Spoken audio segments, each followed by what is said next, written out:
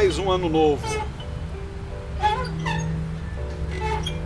Durante essa época do ano, muitas empresas aproveitam para fazer balanço. Depois dos lucros adquiridos nas vendas de final de ano, é hora de calcular os ganhos, ou quem sabe até algum eventual prejuízo. Geralmente vemos na frente de algumas lojas aquela placa dizendo fechado para balanço. Ao término do balanço, geralmente as obras ou as lojas reabrem, anunciando grandes liquidações. Que tal se aproveitarmos o ensejo para fazermos um balanço da nossa vida?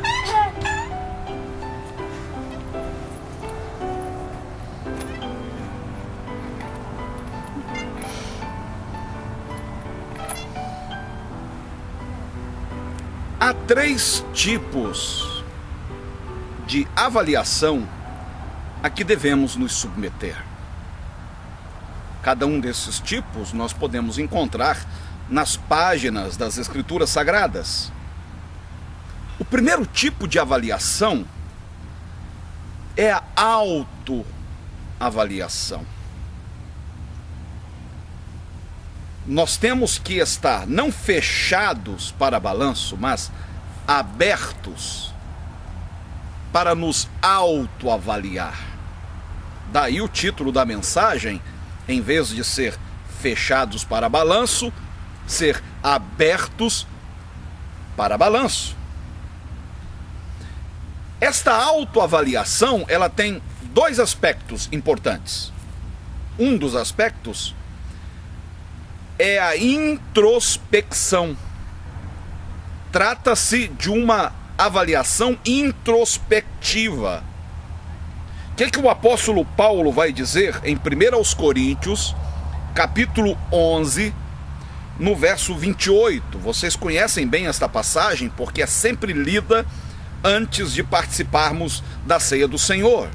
Ele diz: examine-se o homem a si mesmo, antes de comer deste pão e beber deste cálice. Examinar-se, isto é, voltar-se para dentro de si, verificar em que condição espiritual nós estamos. Além da introspecção, há um outro aspecto nesta autoavaliação ordenada pelas Escrituras, que é a retrospectiva. O que significa isso? Não basta eu saber em que condição eu estou agora. Eu preciso olhar um pouco para trás e ver como eu cheguei até aqui, onde eu estive e onde eu estou. Minha vida espiritual está numa linha ascendente ou descendente? Eu estou galgando novas glórias ou eu estou recuando? Veja o que o mesmo apóstolo vai dizer na sua segunda carta aos Coríntios, no capítulo 13, verso 5. Examinai-vos a vós mesmos, se permaneceis na fé. Provai-vos a vós mesmos. Ou não sabeis quanto a vós mesmos que Jesus Cristo está em vós? Se não é, que já estáis reprovados. Todos nós, desde o dia em que nos convertemos a Cristo, iniciamos uma carreira, uma corrida. E neste autoexame, nesta autoavaliação, neste balanço que fazemos da nossa vida, nós temos que verificar se ainda estamos na fé, se ainda mantemos o ardor inicial, o que a Bíblia vai chamar de primeiro amor. Você pode conferir isso em Apocalipse, capítulo 2, verso 4. Ali Jesus, endereçando uma carta à igreja em Éfeso, diz: eu conheço as suas obras, mas eu tenho algo contra vocês. Vocês deixaram o primeiro amor. E qual é a recomendação que Jesus faz àquela igreja? No capítulo 2, verso 5 de Apocalipse: lembra-te de onde caíste, arrepende-te e pratica as primeiras obras. Repare nisso, Jesus não está dizendo lembra-te onde caíste, mas lembra-te de onde caíste. Isso quer dizer que em algum momento aquela igreja esteve num patamar espiritual mais alto, mas agora aquela igreja retrocedeu. Sua qualidade de vida espiritual sofreu uma queda.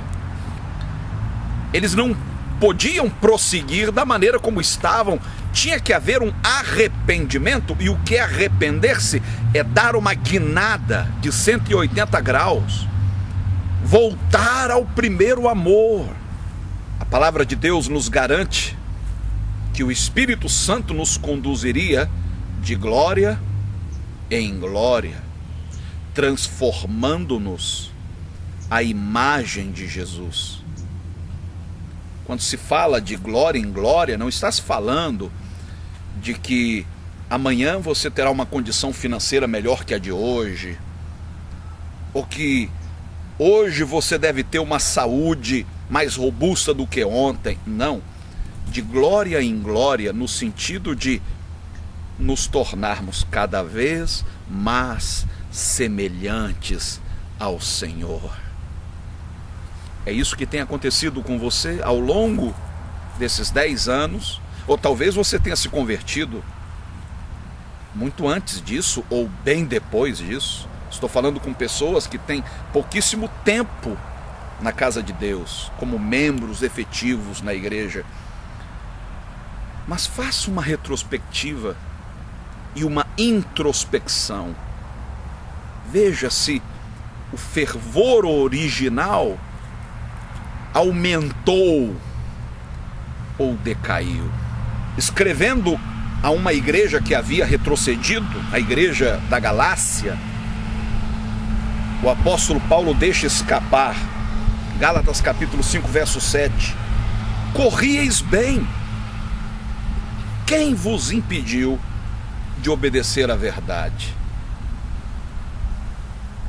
Vocês estavam indo tão bem, galgando novas glórias, e de repente vocês se desvirtuaram do alvo, recuaram. Paulo aqui toma emprestado dos Jogos Olímpicos uma modalidade muito conhecida na época, talvez a modalidade esportiva mais conhecida: o atletismo. Quando a pessoa ela entra na pista para correr, ela tem um ponto de partida, ela tem uma linha de chegada, e a ordem é avançar. Você nunca viu um atleta correndo para trás, feito caranguejo. O atleta está sempre avançando para o alvo. Ele não pode, por exemplo, deixar sua raia. Há uma raia a ser seguida. Ele não pode se distrair com o público. Ele tem que fitar os olhos no alvo onde almeja chegar. Usando esta mesma analogia do atletismo, o apóstolo Paulo diz em 1 Coríntios, no capítulo 9, do verso 25 ao 27: todo aquele que luta em tudo se domina. Eles, os atletas, nos Jogos Olímpicos, para alcançar uma coroa corruptível. Nós, porém, a incorruptível. Era uma coroa como esta que os atletas recebiam quando cruzavam a linha de chegada. Próprio César, no caso no Império Romano, naturalmente, era quem os coroava assim. Todos almejavam uma coroa como esta. Ninguém entrava na corrida como figurante para fazer número. Todo mundo queria alcançar uma coroa corruptível. Hoje ela está bonita, dourada, mas com o tempo ela vai ceder à ferrugem. Ela vai perder o esplendor original. Nós, porém, atletas do Senhor Jesus, corremos por uma coroa incorruptível, que só nos será dada quando atravessarmos a linha de chegada. Agora, olha o que Paulo diz acerca de si mesmo. Portanto, corro, não como indeciso. Combato, não como batendo no ar. Antes subjugo meu corpo e o reduzo à servidão, para que, pregando aos outros, eu mesmo não venha de alguma maneira a ficar reprovado. Vai chegar o dia, queridos, em que todos teremos que prestar contas. Será o balanço final. E neste balanço final, corremos o risco, sim, de sermos desqualificados, reprovados. Eu não estou falando de perder a salvação, mas eu estou falando de não receber a tão almejada coroa, o galardão que todo cristão deveria desejar de toda a sua alma.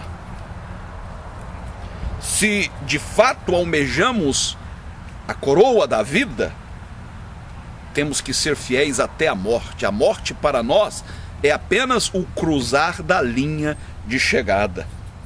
Temos que concluir nossa carreira e, para isso, subjugar nosso corpo, manter nossos apetites carnais sob disciplina, não nos deixar dominar por eles.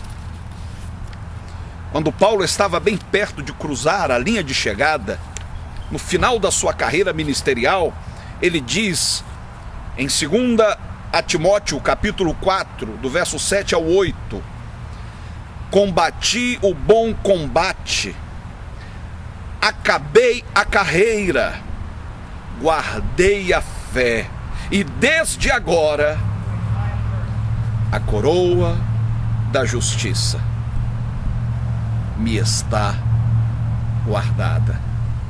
Uau! Estava chegando a hora do grande apóstolo Paulo subir ao pódio e receber o seu galardão. Mas hoje as pessoas, os cristãos, estão mais preocupados em acumular bens, em serem bem-sucedidos, e acabam perdendo o foco da sua caminhada. Que foco é esse? Que alvo é esse? Nos tornarmos cada vez mais semelhantes a Jesus. A coroa da vida, ou coroa da justiça, como Paulo chama, será o prêmio da soberana vocação, entregue àqueles que se mantiverem fiéis até cruzarem a linha de chegada. Portanto, a ordem, queridos, é avançar. Como diz Paulo em Filipenses capítulo 3, do 13 ao 14, esquecendo-me das coisas que para trás ficam e avançando para as que estão diante de mim, prossigo para o alvo pelo prêmio da soberana vocação de Deus em Cristo Jesus. É este o alvo da sua existência? Muita gente fazendo planos para o ano novo. Este ano eu compro meu carro, este ano eu saio do aluguel, este ano eu abro meu próprio negócio. Quer uma dica de uma ótima resolução? Um voto imprescindível que você deveria fazer para o ano novo? Tornar-se mais parecido com Jesus. Esta é a soberana vocação. Para isso fomos vocacionados, para sermos semelhantes a Ele em tudo. Agora, para tal, há um custo. Você sabe que não há balanço sem que se calcule os custos. E o custo para que alcancemos o alvo é a nossa própria vida. Por isso não podemos amar nossas próprias vidas. Esta corrida é ganha por aqueles que não amaram suas vidas até a morte. Você pode conferir em Apocalipse 12:11. Os que venceram porque não amaram suas vidas até a morte. Paulo sabia muito bem disso. E para manter seu corpo em disciplina e manter o foco no alvo, ele tinha que abrir mão da própria vida. Veja o que ele diz em Atos 20:24. Mas em nada tenho a minha vida por preciosa, contanto que cumpra com alegria a minha carreira. É cumprir, mas cumprir com gozo, com satisfação, com alegria. Não ter sua vida por preciosa, abrir mão dela. Alguém poderá dizer, mas bispo, não é pela graça que somos salvos? Sim, mas não é uma graça barata, não é uma promoção, uma liquidação. Tito, capítulo 2, verso 11 ao 12, o apóstolo Paulo vai dizer que a graça que se revelou, salvadora para todos os homens, nos ensina a renunciar às paixões da vida. Uma graça que nos impele à santificação. Quanto mais avançamos nesta corrida, mais nos desapegamos das coisas desta vida. Por isso que Paulo vai dizer que o atleta e o soldado não se embaraçam com os negócios da vida. As coisas desta vida acabam comprometendo o nosso avanço. Nós passamos pela vida, mas não deixamos que as coisas se nos apeguem aos pés ou às mãos. Pergunto, estamos hoje mais parecidos com Jesus do que há 10 anos?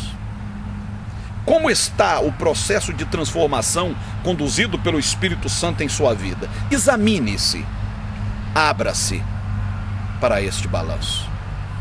O segundo tipo de avaliação a que devemos nos submeter nesse balanço de nossa vida é a avaliação feita pelos outros. Isso mesmo. Temos que estar abertos para esse tipo de avaliação. E isto inclui, principalmente, a avaliação por parte daqueles que nos precederam na fé. Chegaram antes de nós, são os veteranos. Como também a avaliação daqueles que exercem autoridade espiritual sobre nossas vidas. Nossos mentores espirituais, nossos líderes, nossos pastores. Às vezes até precisamos de um avalista que dê testemunho de nossa transformação diante dos demais. Confira comigo o episódio que narra a primeira viagem de Paulo a Jerusalém para encontrar-se com os apóstolos 3 anos depois da sua conversão.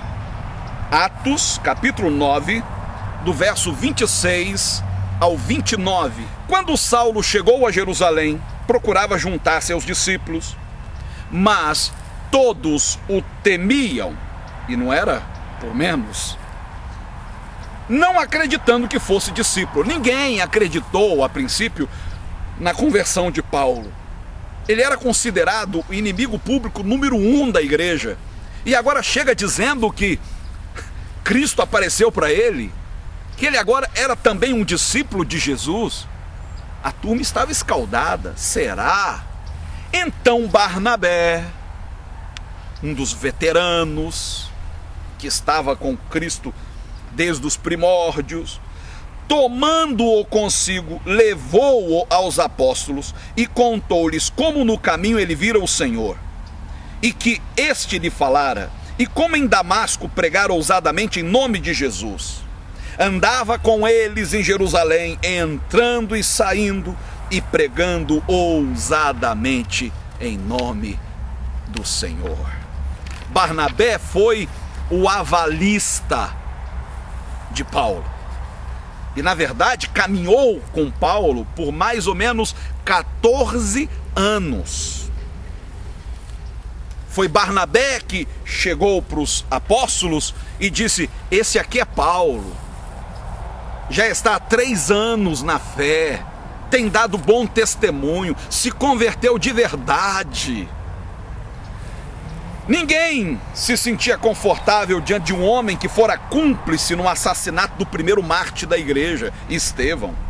As pessoas o olhavam com desconfiança. Mas quando Barnabé prestou testemunho de sua conversão, Paulo foi convidado a acompanhar os apóstolos por algum tempo. Isto lhe rendeu credibilidade diante dos demais irmãos. Paulo vai revelar aos Gálatas que ele passou 15 dias com os apóstolos.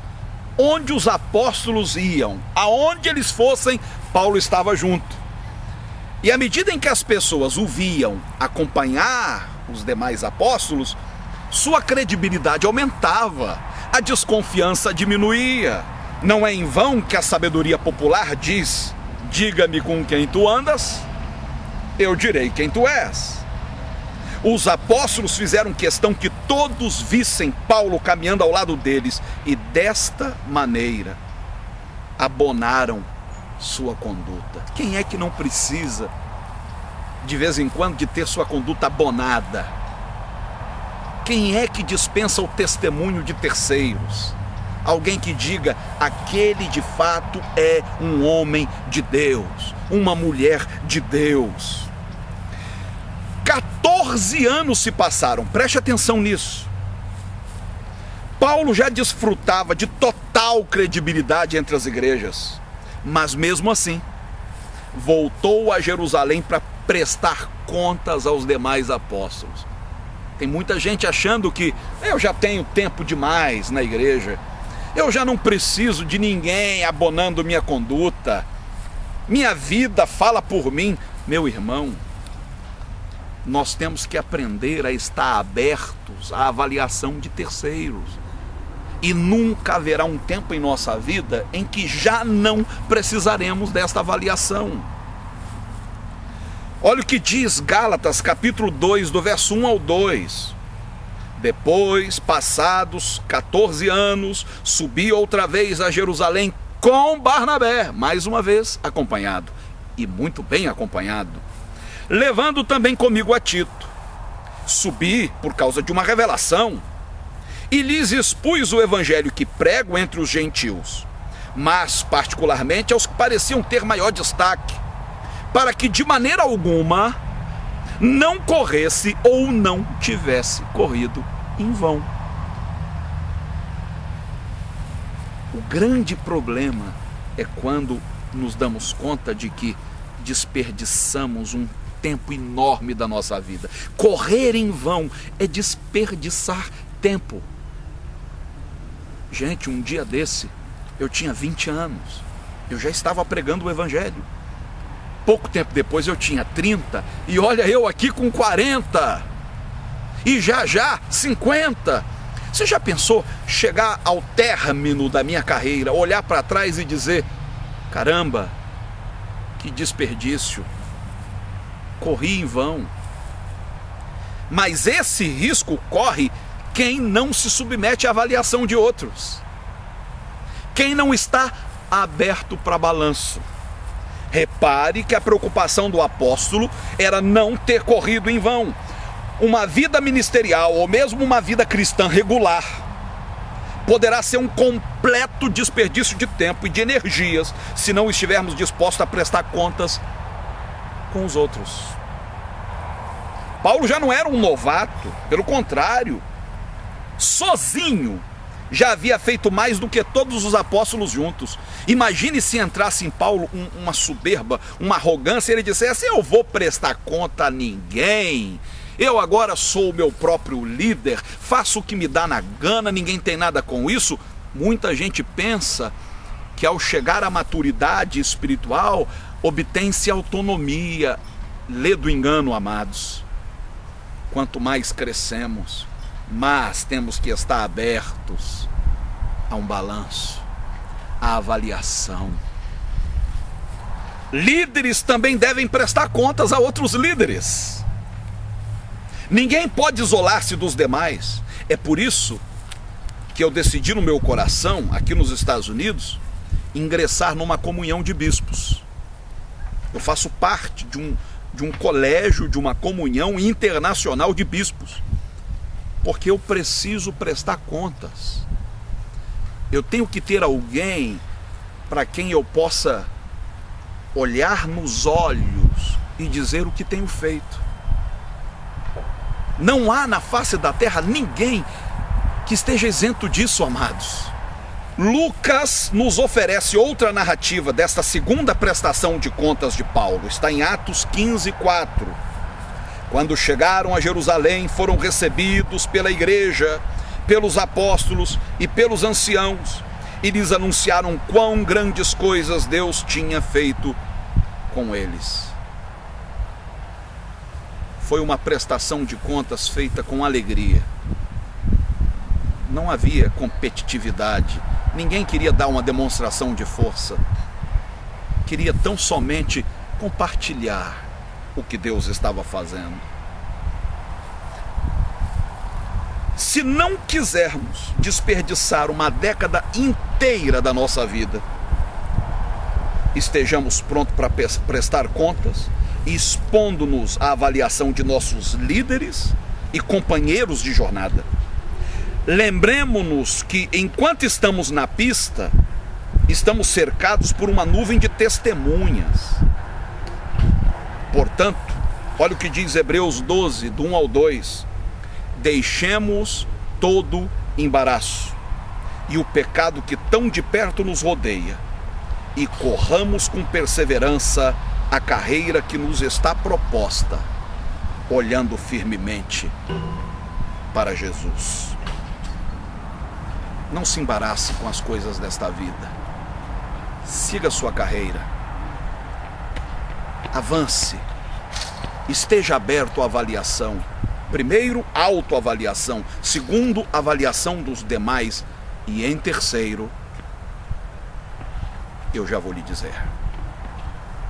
Finalmente, chegamos ao terceiro tipo de avaliação a que devemos nos submeter. Terceiro e mais importante, nós temos que estar abertos à avaliação de Deus. Até que ponto nossa autoavaliação é confiável? Ou ainda, até que ponto a avaliação de outros a nosso respeito é honesta? Haveria alguma outra instância a qual deveríamos nos submeter à constante avaliação? É claro que sim. Temos que nos submeter à avaliação de Cristo. O fato é que não poucas vezes somos enganados por nossa própria avaliação e tornamo-nos insensíveis ao escrutínio do Espírito Santo. Nem sempre nossa avaliação coincide com a avaliação feita por Cristo. Veja, por exemplo, a diferença entre a avaliação que os laodicenses fizeram acerca de si próprios e a avaliação que Cristo fez acerca deles. Dizes: rico sou, e estou enriquecido, de nada tenho falta, mas não sabes que és um coitado e miserável e pobre e cego e nu. Jesus aqui pegou pesado, não?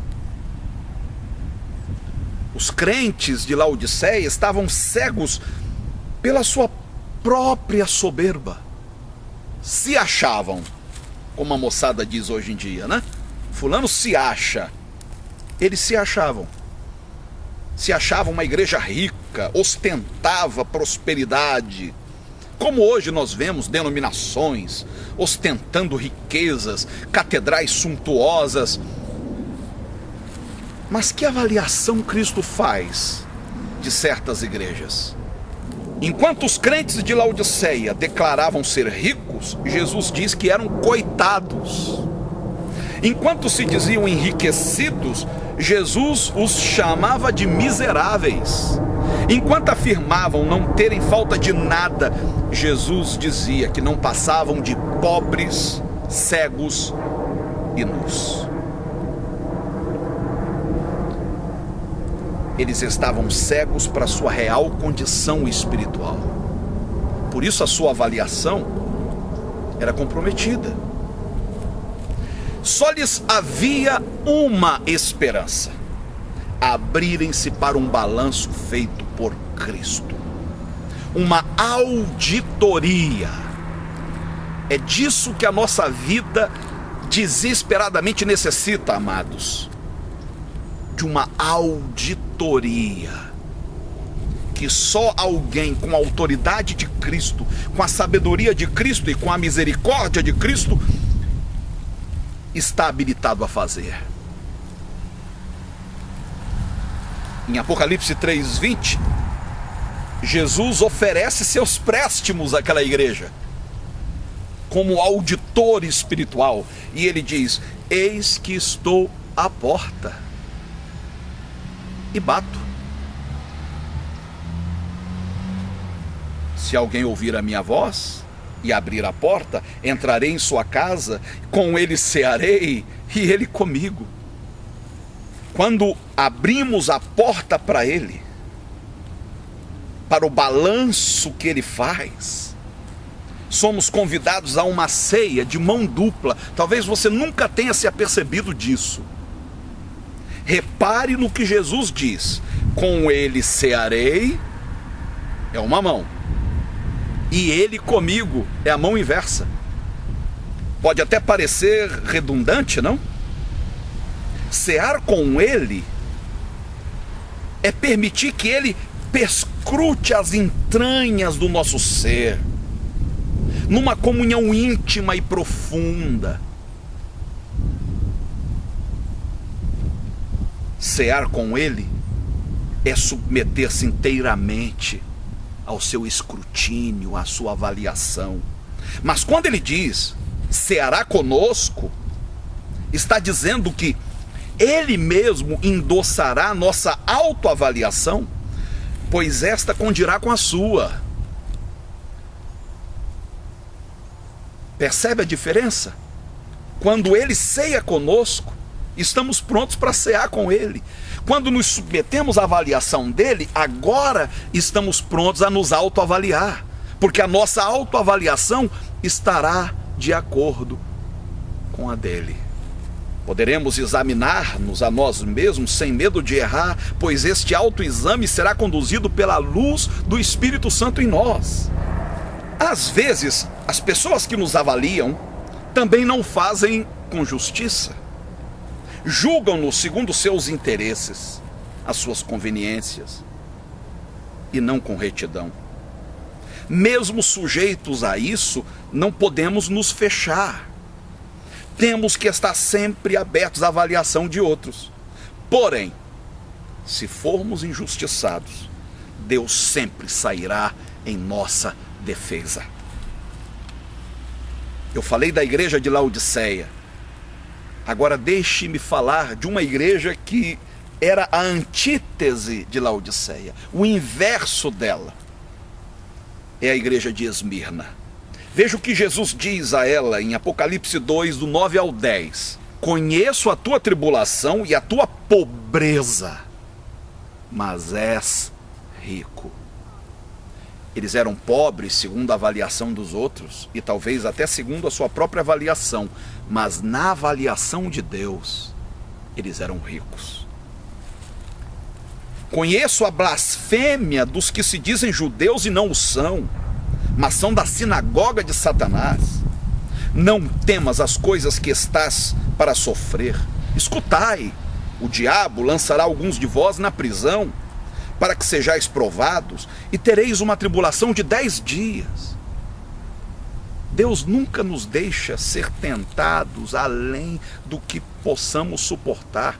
Deus estabelece limites, como fez com Jó. O diabo não tinha liberdade de agir como quisesse na vida de Jó. Deus estabelecia até onde ele podia ir. E aqui no caso, Deus estabelece 10 dias, não mais que 10 dias de tribulação para aquela igreja, porque Deus conhecia a estrutura daquela gente. E ele termina dizendo: sê fiel até a morte, e dar-te-ei a coroa da vida. Ah, amados, vale a pena ser fiel, não apenas durante um ano, não apenas durante uma década, mas ser fiel a vida inteira. Jamais se esqueça que a corrida se dá aqui, na pista da vida, mas o pódio, onde recebemos os prêmios, é na eternidade. É lá que receberemos o galardão eterno. Deixe que digam o que quiserem, deixe que te julguem, até que te sentenciem, mas jamais te esqueças, tens um advogado no céu. Aleluias. Não pleiteie sua própria causa, ceda a ele a vez, deixe que ele pleiteie por você. O que nos espera lá não pode ser comparado a nada que soframos aqui. O que representa uma década em comparação à eternidade?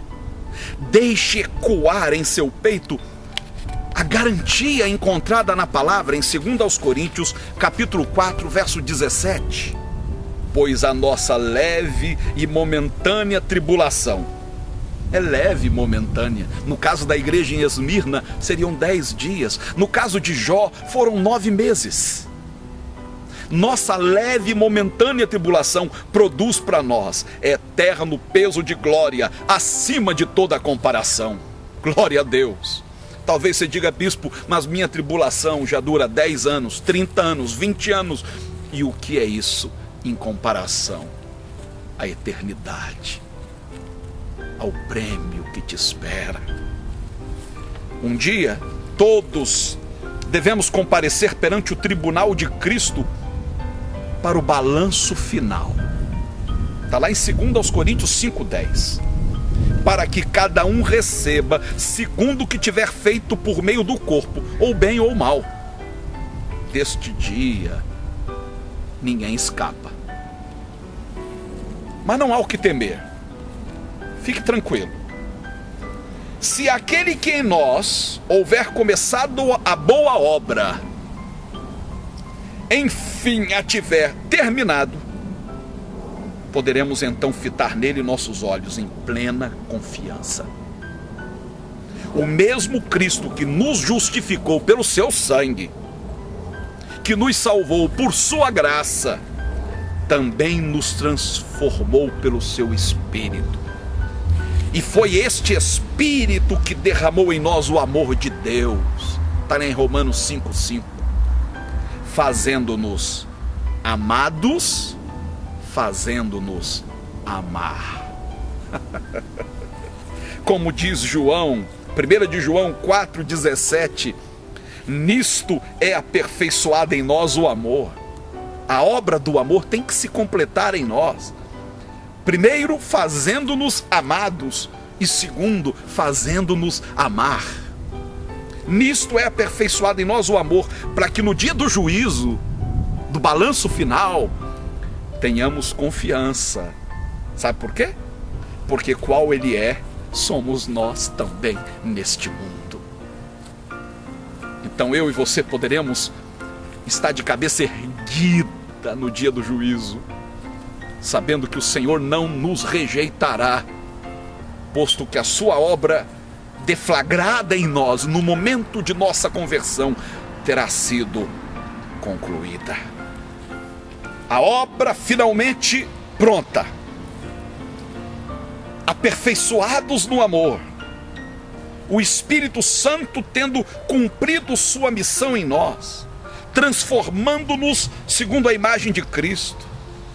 No balanço final, só haverá prejuízo para aqueles que insistiram em viver para si mesmos, gastando todos os seus recursos para seu aprazimento. Os que amaram sua própria vida, perdê-la-ão, mas os que a desprezaram por amor de Cristo, a receberão com juros e correção monetária, para gastá-la por toda a eternidade. Se você quiser conferir, João 12, 25, Jesus fala justamente sobre isso.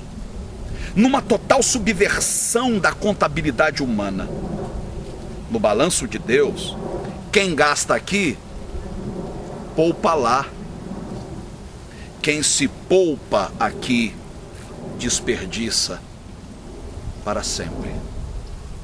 Foi sabendo disso que Paulo declarou aos Coríntios, confira lá, 2 aos Coríntios 12, 15, eu, de muita boa vontade, gastarei e me deixarei gastar pelas vossas almas, ainda que, amando-vos cada vez mais, seja menos amado.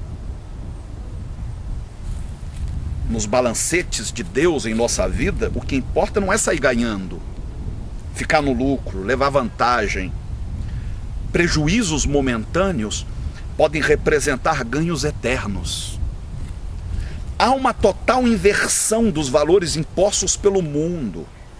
Daí Paulo ser enfático ao dizer em Filipenses 3,17, mas o que para mim era lucro, considerei-o perda por causa de Cristo. Você se deixa gastar sem esperar retorno, porque o investimento que você está fazendo, seus dividendos só serão recebidos na glória. Então, qual deveria ser nossa postura? Deixemo-nos gastar. Não poupe energias, nem recursos. Ame intensamente a todos ao seu redor, sem esperar retorno. Viva por eles e para eles. E assim, eles reconhecerão Cristo na sua vida. Que Cristo transpire através dos seus poros. Respire pelas suas narinas. Socorra através das suas mãos. Caminhe através dos seus pés.